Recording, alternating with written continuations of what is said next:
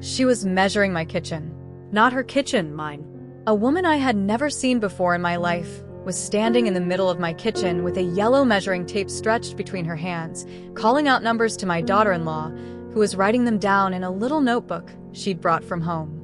I stood in the doorway with my car keys still in my hand. Neither of them heard me come in. The island would fit if we pulled that wall back, the woman said. She had on a blazer and reading glasses pushed up on her head. An interior designer, maybe, or someone pretending to be one. You'd lose the pantry, but you'd gain the flow. My daughter-in-law nodded. She was already nodding before the woman finished the sentence. That's what I was thinking. And if we do the open concept, it connects to the dining room, which gives us so much more for the holidays. I said, "Excuse me." They both turned. My daughter-in-law smiled the way she always does when she's been caught doing something she knows she shouldn't. Wide and immediate like a reflex. "Oh, you're home early." I looked at the woman with the tape measure, then back at my daughter-in-law, then around my kitchen, which I had closed on 11 days ago. "What is happening right now?" I said it wasn't a question. I wasn't sure what it was, but I know what it felt like. It felt like the floor had tilted 3 degrees, and everything I thought I understood about my own life had slid quietly to one side. I need to back up. I am 63 years old.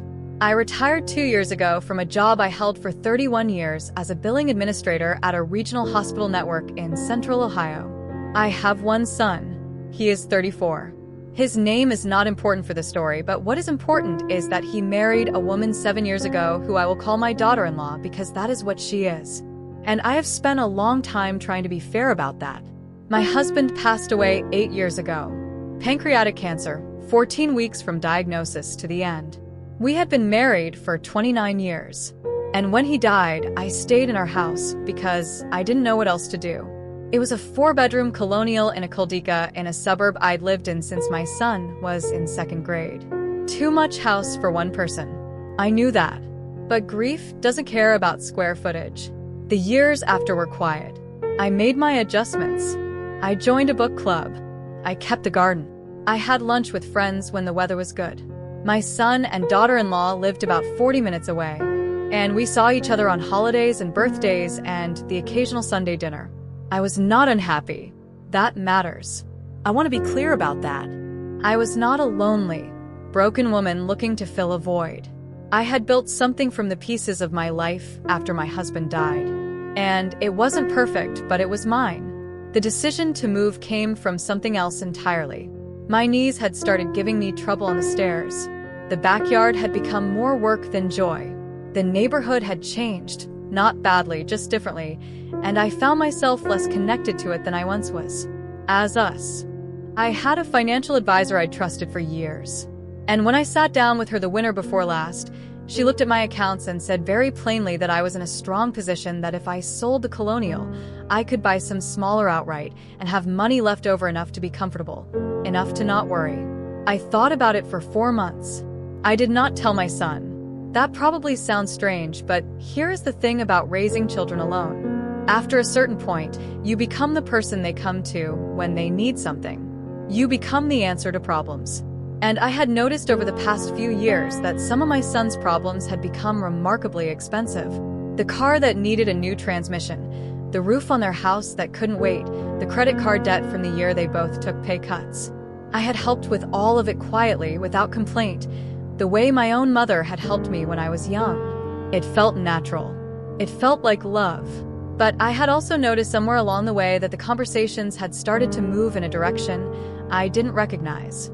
My daughter-in-law had begun in small ways to inventory what I owned. Not obviously, not rudely, just questions that seemed in retrospect to be building towards something. How many bedrooms does the colonial have?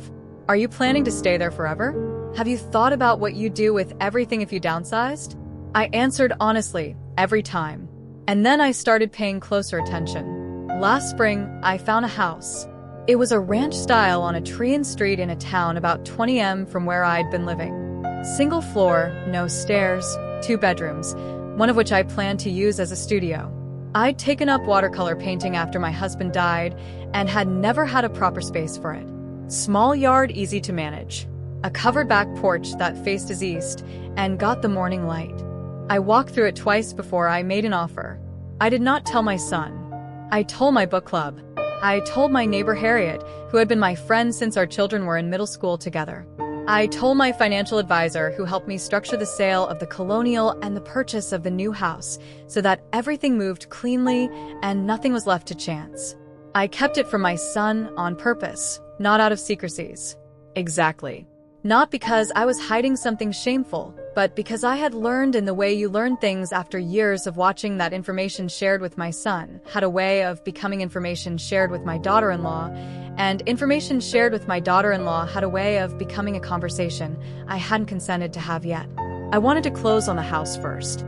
I wanted to have the deed in my hand before the opinions arrived. I closed on a Thursday. I got the keys. I drove to the new house by myself, unlocked the front door, and stood in the empty living room for a while. It smelled fresh. Paint and the particular kind of quiet that belongs to a space no one has used in a while. I cried a little. Good tears. The kind that means something has finally settled. I had planned to tell my son that weekend. I never got the chance. I don't know exactly how he found out. I have my theories. The most likely one involves my neighbor Harriet, who I love dearly and who cannot keep a secret for longer than it takes her to find someone to tell it to. I think she mentioned it to someone on our street. I think that someone mentioned it to someone else. My son still had friends in that neighborhood from childhood. His best friend from high school still lived 2 blocks from the Colonial. And small towns have a way of closing circuits you didn't know were open. However, it happened. My son knew before I told him, and what he did with that information. That is the part that still catches in my chest when I think about it. I came home to my new house on a Tuesday afternoon. I had been at the Colonial doing a final walkthrough before the new owners took possession. And I was tired in the way you get tired when you're closing a chapter of your life. The grief and the relief running alongside each other. When I turned onto my street, I saw an unfamiliar car parked in front of my house, my daughter-in-law's car. I sat in my own driveway for a moment, trying to understand what I was looking at. Then I got out and walked to the front door, which was unlocked.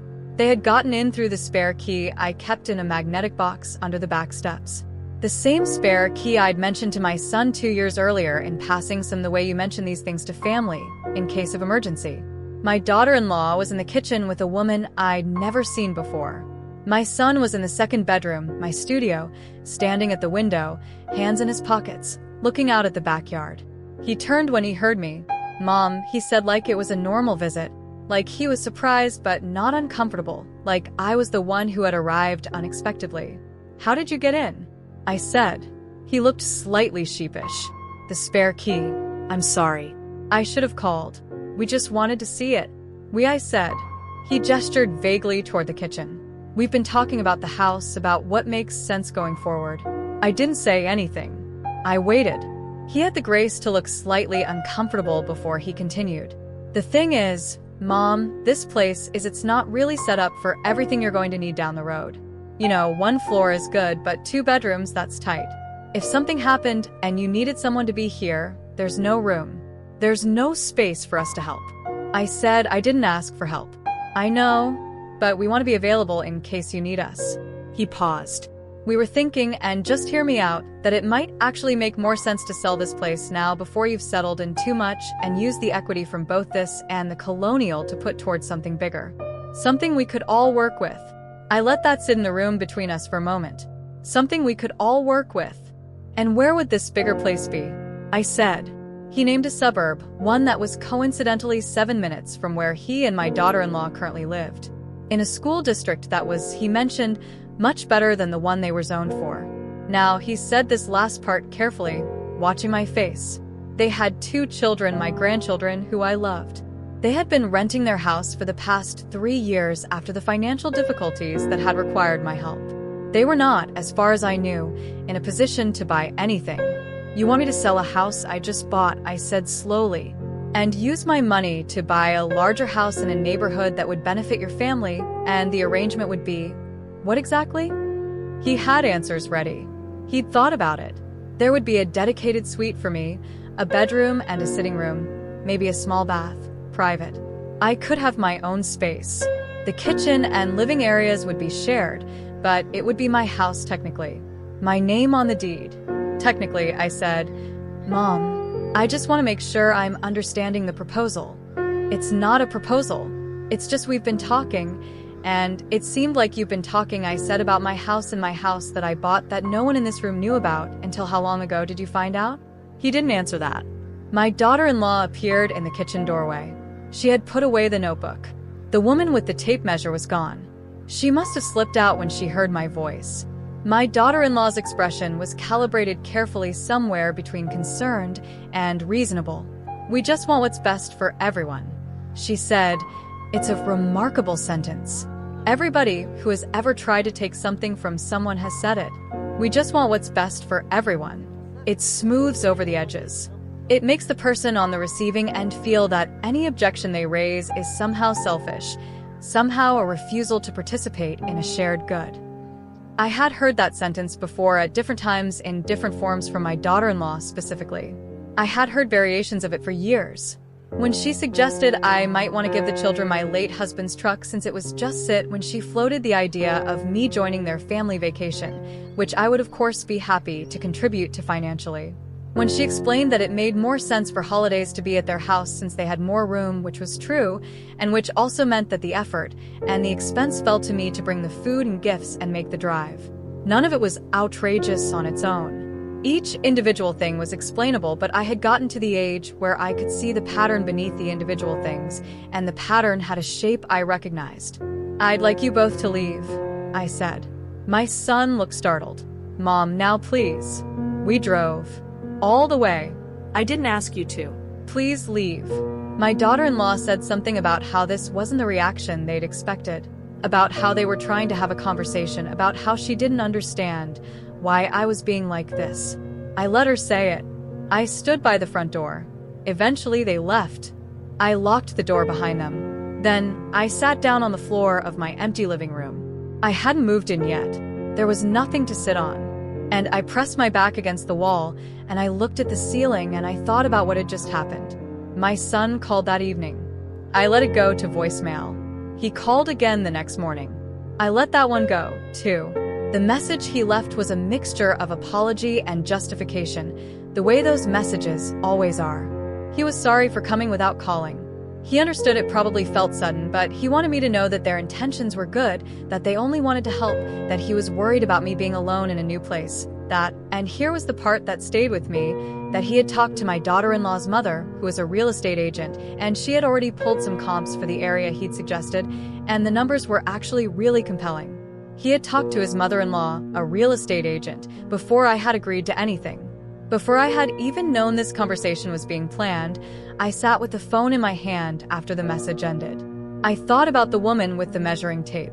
I thought about the notebook. I thought about my spare key used without my knowledge to let strangers into a house that no one was supposed to know I owned.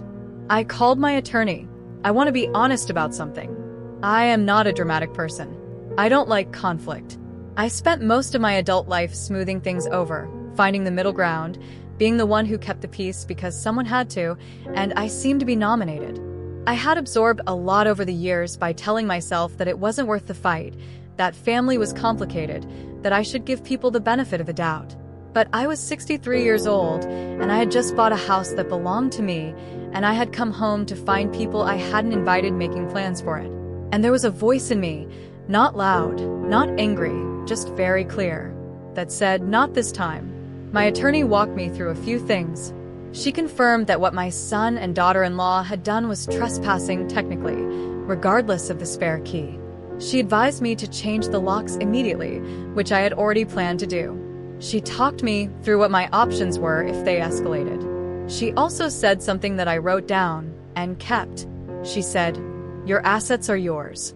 You don't owe anyone an explanation for the choices you make with them. Not even family, not even people you love." I changed the locks that afternoon. I had the magnetic key box removed from under the back steps. I did not call my son back. The weeks that followed were strange. Not painful, exactly. More like the feeling after you've been holding your breath for a very long time and you finally let it go. Disorienting, a little lightheaded, but also a relief so complete it surprised me. My son texted a few times. The messages started out placating and became gradually more pointed. He wanted to know why I was shutting them out. He wanted to know if I realized how hurtful my behavior was. He said my daughter-in-law was devastated. He said the children were confused about why they hadn't seen me. I responded to the message about the children. I said I would always make time for my grandchildren, and that had nothing to do with what had happened between the adults, and if he wanted to arrange a visit, I would be glad to see them. He did not respond to that message. I had coffee with my attorney's recommendation, a financial planner who specialized in estate planning for retirees. I spent 2 hours with her going through everything. By the end of the appointment, I had a clear picture of what I had, what I wanted to protect, and how to do it. She helped me set up a revocable living trust, which meant that my assets were structured in a way that gave me complete control while I was living and made things clear for afterward. No ambiguity, no gaps for assumptions to fill. I updated my will. I did these things not out of anger. I want to be clear about that. I did them because I should have done them years ago, and because the events of that Tuesday afternoon had clarified something for me that I had been slow to see. I moved into the house properly in the weeks that followed. I set up my studio in the second bedroom. I put my easel by the window that faces the backyard where the light is good in the morning. I hung my husband's photograph in the hallway next to the coat rack, where I'll see it when I come in. I planted a small garden along the south side of the house. Zinnias because they're cheerful and hard to kill. A tomato plant I probably started too late in the season but tried anyway. Some herbs in a pot on the back porch. My neighbor 2 doors down introduced herself in June. She's in her 70s, widowed, and has a dog named after a former president whose name I will not share, but which made me laugh when she told me. We started having coffee on alternating Saturdays. She knows everyone on the street and has an opinion about all of them. And I find her company uncomplicated in a way I hadn't realized I'd been missing. I saw my son once in the fall. He came alone. He called first, which I appreciated. We sat on the back porch, and I gave him coffee, and we were careful with each other the way you are when something has shifted and you haven't finished figuring out what it means. He apologized. Not fully. There was still some justification in it. Some residual conviction that his concern for me had been genuine, and therefore the manner of it could be forgiven. But he said the words. He said he was sorry for coming. Without permission. He said he understood why I was upset. I told him I accepted that. I also told him clearly and without anger that I would not be selling the house, that my finances were my business and not a family discussion, that if he ever wanted to visit, he was welcome to call, and I would always be glad to see him and the children, but that my home was my home. He asked about my daughter-in-law. I said that my relationship with her was something we would need to rebuild slowly, if at all, and that I wasn't going to pretend otherwise. He left after about an hour. I don't know what he told her when he got home. That's not something I can know, and I've had to make peace with half that. What I can know is what happened after he left. I stood at the back door for a while looking out at the yard. The zinnias had gone leggy and needed deadheading. The tomato plant had actually produced, which felt like a small miracle. The light was doing what October light does in Ohio, going gold and low across the grass. I thought about my husband. I thought about the years when we were young and broke and building something, and how certain I had been then that family meant loyalty that didn't ask for anything in return. I still believe that. I think I believe it more clearly now because I understand better what it actually looks like versus what it can be mistaken for. My son was not a bad person. That is the complicated truth. He was a person who had learned over years of my willingness to help that my help was available, who had married someone who was skilled at identifying what was available and making a case for why it should be shared, who had at a particular moment let that override his better judgment and his basic respect for what belonged to me. I could be angry about that. Some days and some hours I still was. But I was also 63, and I had a house I loved and a studio full of half-finished paintings and a neighbor with a presidentially named dog who made me laugh on Saturday mornings and the kind of quiet that I had chosen rather than settled for. That is not nothing. In fact, I have come to believe that it is quite a lot. There are people who will read this or hear it, however you found your way to it, who are somewhere in the middle of a similar thing. Maybe it's a house. Maybe it's a bank account. Maybe it's just the sense that someone who loves you has begun to see you primarily as a resource. Here is what I want to say to those people. You are allowed to make decisions about your own life without running them through a committee. You are allowed to buy a house, open an account, make a plan, and tell people about it when you are ready or not at all. You are allowed to change the locks, update your documents, call your attorney, and do all of it without explaining yourself to anyone. Loving someone does not mean subsidizing them indefinitely.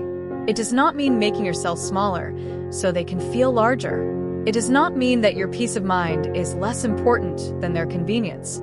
I spent a long time believing that taking care of everyone else was how I showed love. And maybe it was for a while, but I have come to understand slowly, and not without cost, that taking care of myself is also love, a different kind, the kind that makes it possible to actually be present for the people and the life and the mornings and the light that are worth showing up for.